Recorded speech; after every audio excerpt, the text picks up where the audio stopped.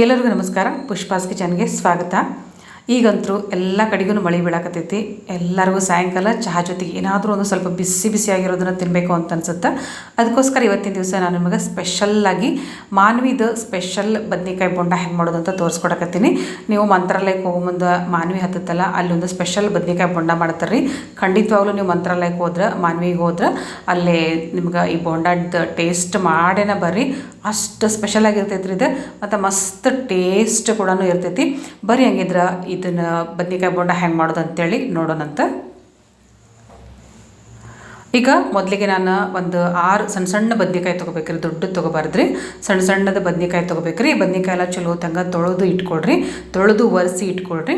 ಈಗ ಇದನ್ನು ಇದ್ರೊಳಗೆ ಒಂದ್ರೊಳಗೆ 4 ಪಾರ್ಟ್ ಮಾಡ್ಕೋಬೇಕ್ರಿ. ಈಗ ನೀವು ಎಣ್ಗಾಯಿ ಬದ್ನಿಕಾಯಿ ಮಾಡೋ ಮುಂದೆ ಹೆಚ್ಕೊತಿರಲ್ಲ, ಆ ರೀತಿ 4 ಪಾರ್ಟ್ ಮಾಡ್ಕೋಬೇಕು. ತುಂಬಿ ಭಾಳ ತಳಗತ್ತೆ ಹೆಚ್ಕೊಬೇಡ್ರಿ. ಸ್ವಲ್ಪ ಮೇಲೆ ಕೆಳಗೆ ತುಂಬಿರುತ್ತಲ್ಲ ಅಲ್ಲಿ ಅದು ಪೂರ್ತಿ ಕಟ್ ಮಾಡ್ಕೊಬೇಡ್ರಿ, ಸ್ವಲ್ಪ ಗ್ಯಾಪ್ ಇಟ್ಕೊರಿ ಕೆಳಗಡೆ. ಈಗ ಈ ರೀತಿ 4 ಹೋಳು ಮಾಡ್ಕೊಳ್ರಿ. ಎಲ್ಲ ಬದ್ನಿಕಾಯಿನೂ ಈ ರೀತಿ 4 ಪಾರ್ಟ್ ಮಾಡಿ ಇಟ್ಕೊಳ್ರಿ. ನಾವು ನಮ್ಮ ಬೆಟಗೇರಿ ಬದ್ನಿಕಾಯಿನೂ ನಿಮ್ಗೆ ಆಲ್ರೆಡಿ ಮಾಡಿ ತೋರಿಸಿ, ನಾ ಭಾಳ ದಿವಸ ಆಯ್ತು. ಭಾಳ ಜನ ಕೇಳ್ತಾ ಇದ್ರೆ ಬೆಟಗೇರಿ ಬದ್ನಿಕಾಯಿನೂ ತೋರಿಸ್ರಿ ಅಂತ. ಇನ್ನೊಂದ್ಸಲ ತೋರಿಸ್ತೀನಿ ಖಂಡಿತವಾಗ್ಲೂ. ಈಗ ನೋಡಿರಿ, ಇವು ಬದ್ನಿಕಾಯಿನ ನಾವು ಕರಿಬೇಕಾಗೈತ್ರಿ. ನಮ್ಮ ಬೆಟಗೇರಿ ಬದ್ನಿಕಾಯಿ ಸ್ಪೆಷಲ್ ಬೇರೆ, ಈ ಬದ್ನಿಕಾಯ್ದು ಸ್ಪೆಷಾಲಿಟಿ ಬೇರೆ. ಈಗ ಈ ಬದ್ನಿಕಾಯಿ 4 ಹೋಳು ಮಾಡ್ಕೊಂಡು ಇವನ್ನ ಚಲೋ ತಂಗ ಕರಿಬೇಕ್ರಿ. ಹೆಂಗಂದ್ರೆ ಸ್ವಲ್ಪ ಮೆತ್ತಗಾಗಬೇಕು ಬದ್ನಿಕಾಯಿ. ಅಲ್ಲಿವರೆಗೂ ಇವನ್ನ ನಿಧಾನಕ್ಕೆ ಮೀಡಿಯಮ್ ಫ್ಲೇಮ್ ಇಟ್ಕೊಂಡು ಚಲೋ ತಂಗ ಕರೀರಿ. ಈಗ ನೋಡಿರಿ, ಕಲರು ಚೇಂಜ್ ಆತ್ರಿ ಬದ್ನಿಕಾಯ್ದು, ಮತ್ತು ಮೆತ್ತಗೂ ಆಗಿರ್ತಾವ್ರಿ ಇವು. ಅಲ್ಲಿವರೆಗೂ ಈ ಬದ್ನಿಕಾಯಿನ ನೋಡಿರಿ ಈ ರೀತಿ ಕರೆದು ಒಂದು ಕಡೆ ಎತ್ತಿಟ್ಕೊಂಡ್ಬಿಡ್ರಿ. ಈಗ ಇದಕ್ಕೊಂದು ಸ್ಪೆಷಲ್ ಚಟ್ನಿ ಮಾಡ್ತೀನಿ ರೀ ನಾನು. 1 ಬೌಲಷ್ಟು ಶೇಂಗಾ ಬೀಜನ ಹುರಿದು ಅದ್ರ ಮ್ಯಾಗಿನ ಸಿಪ್ಪೆ ಎಲ್ಲ ತೆಗೆದು ಇಟ್ಕೊಂಡಿದ್ರಿ. ಅದಕ್ಕೆ 1 ಚಮಚಷ್ಟು ಖಾರ ಪುಡಿ, ಒಂದು ಅರ್ಧ ಚಮಚಷ್ಟು ಜೀರಿಗೆ, ಮತ್ತು ರುಚಿಗೆ ತಕ್ಕಷ್ಟು ಉಪ್ಪು, ಮತ್ತೊಂದು 5 ರಿಂದ 6 ಬೆಳ್ಳುಳ್ಳಿದು ಸುಲಿದು ಇಟ್ಕೊಂಡಿರೋದನ್ನು ಹಾಕ್ತೀನಿ. ಇದಕ್ಕೆ ಸ್ವಲ್ಪ ಜನ ಕೊಬ್ಬರಿ ಕೂಡ ಹಾಕ್ತಾರೆ. ಕೊಬ್ಬರಿ ಮತ್ತು ಒಣ ಕೊಬ್ಬರಿ ಮತ್ತು ಉಳ್ಳಾಗಡ್ಡಿನೂ ಹಾಕ್ತಾರೆ, ಮತ್ತು ಹುಣಸೆ ಹಣ್ಣು ಬೆಲ್ಲ ಕೂಡ ಹಾಕ್ತಾರೆ. ಆದರೆ ನಾನು ನೋಡಿದ್ದು ಹೆಂಗೆ ಅಂತೇಳಿ ಅದೇ ರೀತಿಯಾಗಿ ನಾವು ಮಾಡಿ ತೋರ್ಸಕತ್ತೀನಿ. ಈ ಚಟ್ನಿ ಅಂತೂ ಭಾಳ ಸ್ಪೆಷಲ್ ಇರ್ತೈತೆ ರೀ, ಮಸ್ತ್ ರುಚಿಯಾಗಿರ್ತೈತಿ. ಈಗ ತುಂಬೋದಕ್ಕೆ ಇದು ಚಟ್ನಿ ರೆಡಿ ಆಯ್ತು. ಈಗ ಬಜ್ಜಿ ಮಾಡೋದಕ್ಕೆ ಹಿಟ್ಟು ಕಲಸ್ಕೊತೀನಿ. 1 ಬೌಲಷ್ಟು ಕಡಲೆಬೇಳೆ ಹಿಟ್ಟು ಹಾಕ್ಕೊಂಡಿನಿ, ಮತ್ತು ಒಂದು ಸ್ವಲ್ಪ ಖಾರ, ಒಂದು ಸ್ವಲ್ಪ ಅರಿಶಿನ ಪುಡಿ, ಮತ್ತು ರುಚಿಗೆ ತಕ್ಕಷ್ಟು ಉಪ್ಪು, ಮತ್ತು ಒಂದು ಚಿಟಿಕೆಯಷ್ಟು ಅಡುಗೆ ಸೋಡಾ ಹಾಕ್ಕೊಂಡು 1 ಚಮಚ ಅಷ್ಟು ಬಿಸಿ ಬಿಸಿ ಎಣ್ಣೆನ ಹಾಕ್ಕೊಳ್ರಿ. ಹಾಕ್ಕೊಂಡು ಇದನ್ನೆಲ್ಲ ಚಲೋ ತನಕ ಮಿಕ್ಸ್ ಮಾಡ್ಕೊಳ್ರಿ. ಇದು ಬಜ್ಜಿಗೆ ಇದಕ್ಕೂ ಕೂಡ ಅಜ್ವಾಯಿನ್ ಹಾಕ್ಕೊಂತಾರೆ, ಜೀರಿಗೆ ಹಾಕ್ಕೊಂತಾರೆ. ನೀವು ಬೇಕಂದ್ರೆ ಹಾಕ್ಕೋಬೋದು, ಬೇಡ ಅಂದ್ರೆ ಹಿಂಗೆ ಮಾಡಿದ್ರೂ ಮಸ್ತ್ ರುಚಿ ಆಗ್ತಾವ್ರಿ ಬದ್ನಿಕಾಯಿ ಬೋಂಡ. ಈಗ ನೋಡ್ರಿ, ನಾನು ಸ್ವಲ್ಪನ ನೀರು ಹಾಕ್ಕೊಂಡು ಇದನ್ನು ಚಲೋ ತಂಗ ಮಿಕ್ಸ್ ಮಾಡ್ಕೊತೀನಿ. ನೀವು ಯಾವುದೇ ಬಜ್ಜಿ ಮಿರ್ಚಿ ಏನೇ ಮಾಡಿದ್ರು ಇದು ಹಿಟ್ಟನ್ನು ಸ್ವಲ್ಪ ಬೀಟ್ ಮಾಡ್ಕೋಬೇಕು. ನೀವು ಒಂದು 3 ರಿಂದ 4 ನಿಮಿಷ ಹಿಟ್ಟನ್ನು ಬೀಟ್ ಮಾಡ್ಕೊಂಡ್ರಿ ಅಂದ್ರೆ ಭಾಳ ಪಳ್ಳಂದ್ರೆ ಪಳ್ಳಾಗ್ತಾವ್ರಿ, ಮಿರ್ಚಿ ಆಗಲಿ ಬಜ್ಜಿ ಆಗಲಿ. ಈಗ ನಾನು 1-2 ನಿಮಿಷ ಅದು ಚಲೋ ತಂಗ ಬೀಟ್ ಮಾಡ್ಕೊಂಡಿನಿ. ಒಂದು ಹದವಾಗಿ ನಾನು ಹಿಟ್ಟನ್ನು ಕಲಿಸ್ಕೊಂಡಿನಿ.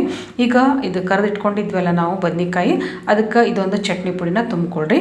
ನಿಧಾನಕ್ಕೆ ತುಂಬ್ಕೊಳ್ರಿ, ಯಾಕಂದ್ರೆ ಬದ್ನಿಕಾಯಿ ಕರೆದಿರ್ತೀವಲ್ಲ ಅದು ಭಾಳ ಮೆತ್ತಗಾಗಿರ್ತೈತಿ. ಮತ್ತು ಇದು ಚಟ್ನಿ ಪುಡಿ ತುಂಬಿ ಒಂದು ಸ್ವಲ್ಪ ಚಲೋ ತಂಗ ಪ್ರೆಸ್ ಮಾಡ್ಕೊಳ್ರಿ. ಅಂದ್ರದ್ದು ಒಳಗಡೆ ಎಲ್ಲ ಚಟ್ನಿ ಪುಡಿ ಸೇರ್ಕೋಬೇಕು. ನೋಡಿರಿ, ನಾ ಈಗ ಎಲ್ಲನೂ ಈ ರೀತಿಯಾಗಿ ಚಟ್ನಿ ಪುಡಿ ತುಂಬಿ ಇಟ್ಕೊಂಡೇನಿ. ಈಗ ಇವನ್ನ ಇದು ಹಿಟ್ಟು ಕಲಸಿಟ್ಕೊಂಡಿದ್ನಲ್ಲ ಇದ್ರೊಳಗೆ ಎದ್ದು ಕರಿಬೇಕು. ನೋಡಿರಿ, ತುಂಬಾ ಹಿಡ್ಕೊಂಡು ಚಲೋ ತಂಗ ಇದ್ರೊಳಗೆ ಎದ್ಕೊಳ್ರಿ. ನೋಡಿರಿ, ಈ ಥರ ಎತ್ಕೊಂಡು ನಿಧಾನಕ್ಕೆ ಎಣ್ಣೆ ಚಲೋ ತಂಗ ಕಾದಿರ್ಬೇಕು. ಸ್ವಲ್ಪ ಮೀಡಿಯಮ್ ಫ್ಲೇಮ್ ಇಟ್ಕೊಳ್ರಿ. ಕಾದಿರುವಂಥ ಎಣ್ಣೆಗೆ ನೀವು ಬದ್ನಿಕಾಯಿನ ಒಂದು 2 ಅಥವಾ 3 ಹಾಕ್ಕೊಂಡು ಚಲೋ ತಂಗ ನೀಟಾಗಿ ಕರೀರಿ. ಸ್ವಲ್ಪ ಎಣ್ಣೆ ಕಾದ್ಮೇಲೆ ಹಾಕ್ಕೊಳ್ರಿ, ಅಂದ್ರೆ ಬದ್ನಿಕಾಯಿ ಬೋಂಡ ಚಲೋ ತಂಗ ಅರಳ್ತಾವೆ. ಮತ್ತು ಭಾಳ ಜೋರ ಇಟ್ಕೊಬೇಡ್ರಿ ಉರಿನ, ಮೀಡಿಯಮ್ ಫ್ಲೇಮ್ ಇಟ್ಕೊಂಡು ಸ್ವಲ್ಪ ಗೋಲ್ಡನ್ ಕಲರ್ ಬರಬೇಕು ಇದು ಬೋಂಡ. ಅಲ್ಲಿವರೆಗೂ ನೀಟಾಗಿ ಕೆಳಗ ಮೇಲೆ ಮಾಡ್ಕೊಂತ ಚಲೋ ತಂಗ ಕರೀರಿ. ಭಾಳ ಅಂದ್ರೆ ಭಾಳ ರುಚಿಯಾಗಿರ್ತಾವ್ರಿ. ಇದು ಬದ್ನಿಕಾಯಿ ಸ್ಪೆಷಲ್ ಅಂತಲೇ ಹೇಳ್ಬೋದು ರೀ. ಮಾನ್ವಿ ರಾಯಚೂರು ಬದ್ನಿಕಾಯಿ ಅಂತಲೇ ಹೇಳ್ತಾರೆ ಇದಕ್ಕೆ. ರಾಯಚೂರೊಳಗೂ ಇದೇ ಥರ ಮಾಡ್ತಾರೆ, ಮತ್ತು ಮಾನ್ವಿ ಒಳಗೂ ಇದೇ ಥರ ಮಾಡ್ತಾರೆ. ನೋಡಿರಿ, ಈಗ ನಾನೆಲ್ಲ ಗೋಲ್ಡನ್ ಬ್ರೌನ್ ಬರೋವರೆಗೂ ಇದನ್ನು ಕರೆದಿಟ್ಕೊಂಡಿನಿ. ಮತ್ತು ಇದಕ್ಕೆ ಇನ್ನೊಂದು ಸ್ವಲ್ಪ ಸ್ಪೆಷಲ್ ಮಾಡ್ತೀನಿ. ಇವನ್ನ ಒಂದ್ರೊಳಗೆ 4 ಪಾರ್ಟ್ ಮಾಡ್ಕೊಂಡಿನಿ. ನೋಡಿರಿ, ಈ ಥರ ಇದನ್ನು ನೀವು ಮಂತ್ರಾಲಯಕ್ಕೆ ಹೋದಾಗ ಅಲ್ಲಿ ಪಂಚಮುಖಿ ಆಂಜನೇಯ ಅಂತ ಇರುತ್ತಲ್ಲ, ಅಲ್ಲಿ ಕೂಡ ಈ ಥರ ಬದ್ನಿಕಾಯಿ ಮಾಡ್ತಾರೆ. ಅಲ್ಲಿ ಈ ಥರ ನಮ್ಗೆ ಕಟ್ ಮಾಡಿ ಕೆಲವೊಂದು ಮಸಾಲೆಗಳನ್ನು ಹಾಕ್ಕೊಟ್ಟಿದ್ರು. ಅದಕ್ಕೆ ನಾನು ಮಾನ್ವಿ ಮತ್ತು ಪಂಚಮುಖಿ ಹನುಮಂತ ಎರಡೂ ಸೇರಿ ಯಾವ ರೀತಿ ಬದ್ನಿಕಾಯಿ ಬೋಂಡ ಮಾಡೋದಂತ ತೋರಿಸ್ಕೊಟ್ಟಿನಿ. ಈ 4 ಪಾರ್ಟ್ ಮಾಡ್ಕೊಂಡು ಈಗಾಗಲೇ ಚಟ್ನಿ ಪುಡಿ ಇಟ್ಟಿದ್ದಲ್ಲ ಅದನ್ನ ಇನ್ನೊಂದು ಸ್ವಲ್ಪ ಮೇಲೆಲ್ಲ ಉದುರಿಸ್ಕೊಡ್ರಿ. ಮತ್ತು ಹಸಿ ಉಳ್ಳಾಗಡ್ಡಿ ಸಣ್ಣ ಕಟ್ ಮಾಡಿಕೊಂಡು ಅದನ್ನು ಕೂಡ ಇದಕ್ಕೆ ಹಾಕ್ಕೊಳ್ರಿ. ಮತ್ತು ಟೊಮೆಟೊ ಕೂಡ ಸಣ್ಣಾಗಿ ಕಟ್ ಮಾಡಿಕೊಂಡು ಇದ್ರ ಮೇಲೆ ಹಾಕ್ಕೊಳ್ರಿ. ಮತ್ತು ಒಂದು ಸ್ವಲ್ಪ ಕೊತ್ತಂಬರಿ ಅದನ್ನು ಸಣ್ಣ ಕಟ್ ಮಾಡಿ ಹಾಕ್ಕೊಂಡಿನಿ. ಮತ್ತು ಒಂದು ಸ್ವಲ್ಪ ನಿಂಬೆಹಣ್ಣನ್ನು ಹಿಂಡ್ಕೊಂಡಿನಿ.